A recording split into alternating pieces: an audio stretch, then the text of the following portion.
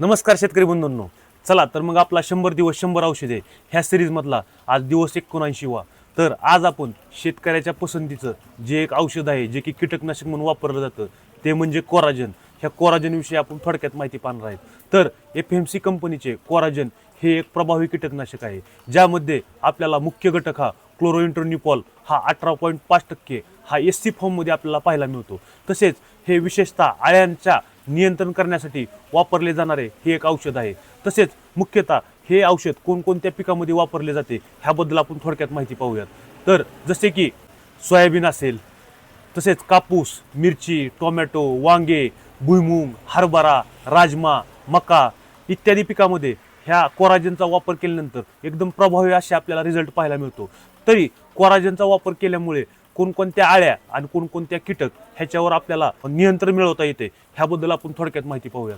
जसे की बोंडाळी, शेंगा पोखरणारी आळी, खोडमाशी, उंटाळी, लष्करी आळी इत्यादी आळ्यावर आपल्याला आणि कीटकांवर प्रभावीपणे नियंत्रण करता येते.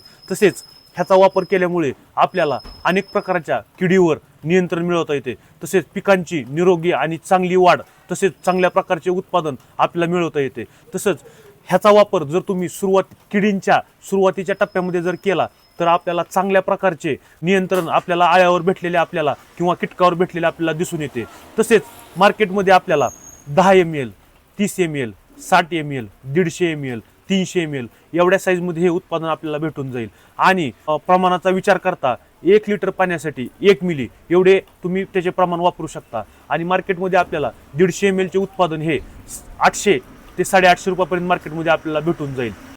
काही शेतकऱ्यांचा गैरसमज असा आहे की कोराजनमध्ये टॉनिक सुद्धा ॲड असते, त्याच्यामुळे कोराजन हे फक्त एकटे वापरले तरी ते टॉनिक म्हणून पण काम करते आणि कीटकनाशक म्हणून पण काम करते. तर शेतकऱ्यांनो तर तसं नाही आहे. तर कोराजनमध्ये क्लोरोइंट्रोनिपॉल हा जो घटक आहे तो फक्त आळ्या मारण्याचं काम करतो.